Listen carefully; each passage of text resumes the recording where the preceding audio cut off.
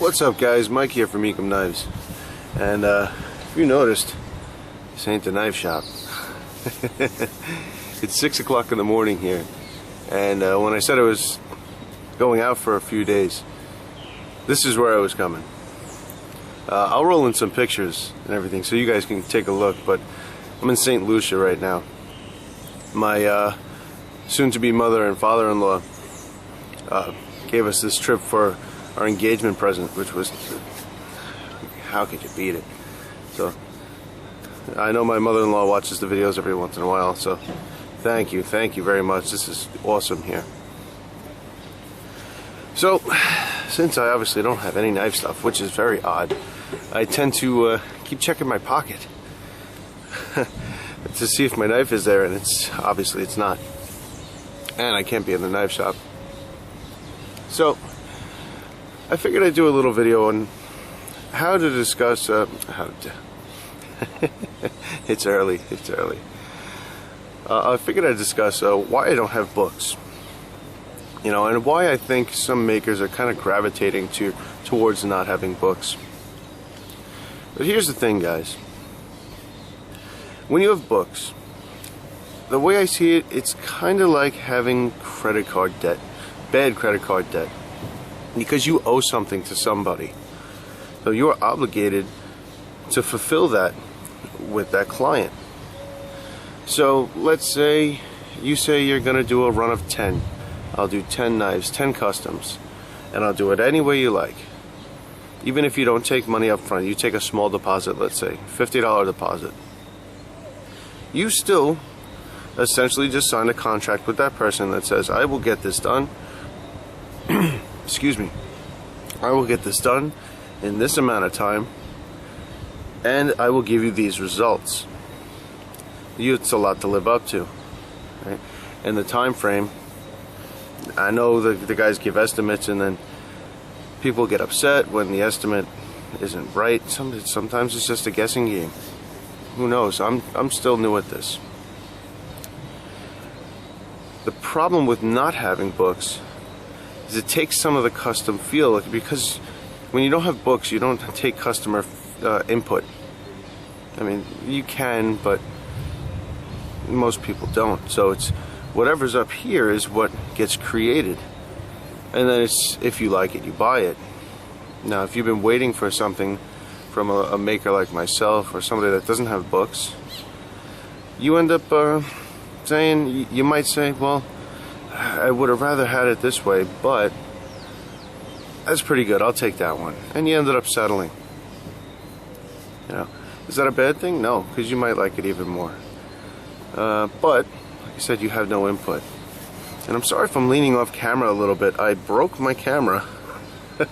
I brought it all the way here and dropped it out of my safe on the floor, and the little screen on the side is cracked. So, sorry.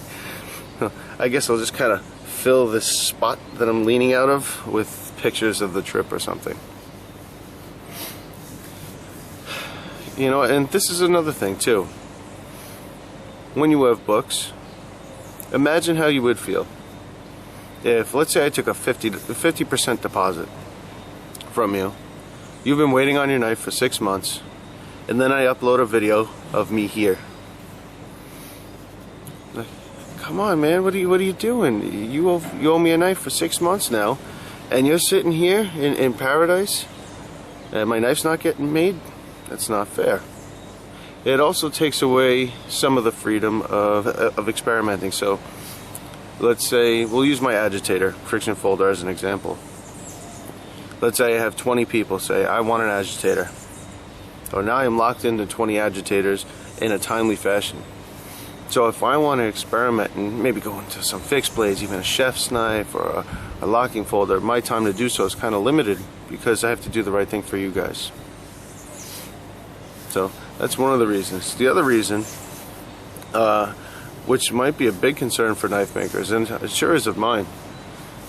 Let's say, again, I have a waiting list of a year and 30 orders, just for even number's sake.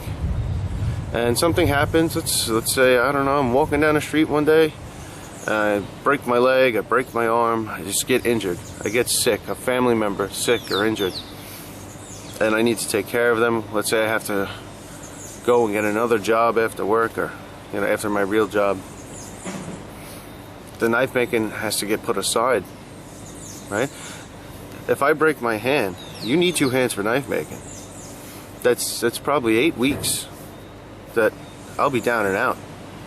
And all these people, well, I'm sure most of you will be very understanding, but even if everybody was understanding, it's something that would eat me alive. So that's why I kind of like to keep it easy. I like to keep the fun in it. So I just make what I want and I sell it whenever I can. I'm certainly not the fastest maker in the world. I'm trying to alleviate that. And if you've been following Instagram, I know I haven't put anything up. I have zero internet out here, which is terrible and also kind of nice. It's been a while since I've been away from the internet. But if you've been following me, I cut out 15 fixed blades already. Blanks that are getting ready to go, and I'm going to cut out more. So I want to do a nice little run of them. Just to get my work out there and a little quicker. And I'll still make the folders, of course. But that's, it's just kind of my thoughts on it. It's not that I don't want to take your order.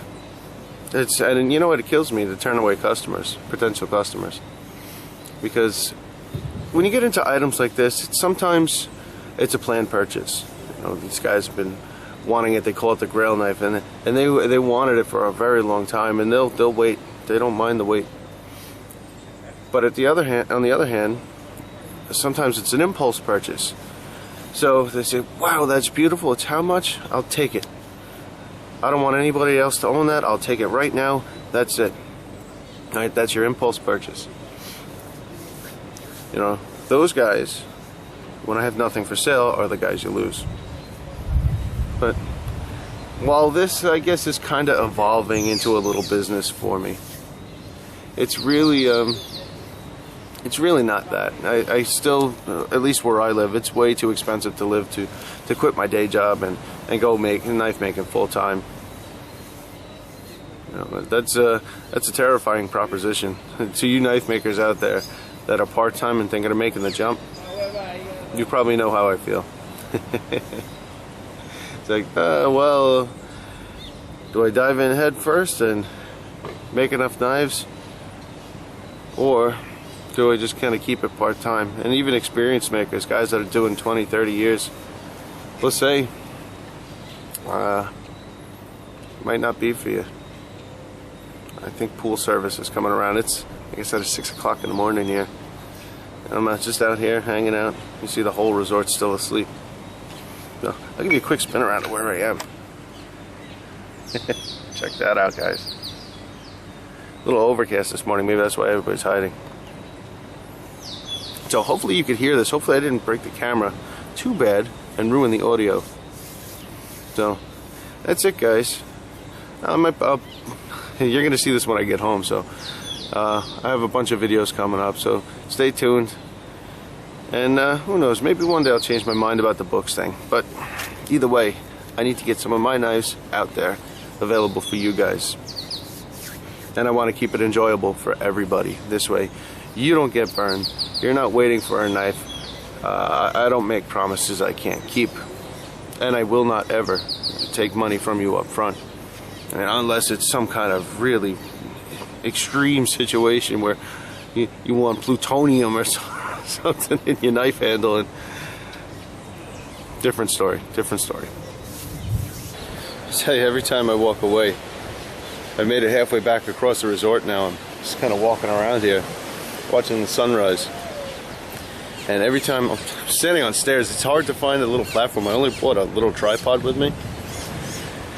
And I keep thinking of ideas that I should have added to the video. So maybe I'll just add a few clips. I'll edit this in somehow. Cool islands behind me, right? But you know what, the guys that do have books, and I know a few of them, you know what they want the most They want to get that knife in your hands. They don't want to screw you. There are a lot of good guys out there. So it's not like they want to take your money and run, or take your money and make you wait forever. There are makers that will do that. So you have to be aware of what you're getting into. It's the name of the game with some of them. But we just want to get a knife done.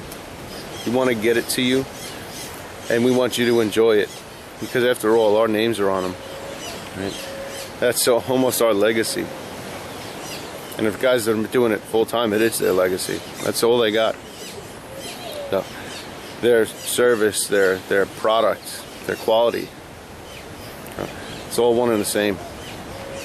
So, I just figured I'd add that. I don't know, maybe this is a little rambly, this video. Kind of weird. I've been doing a bit of day drinking. Oh, and there's people from all over the world here, by the way. A lot of English. I've met a couple from Scotland, from the States, from Canada.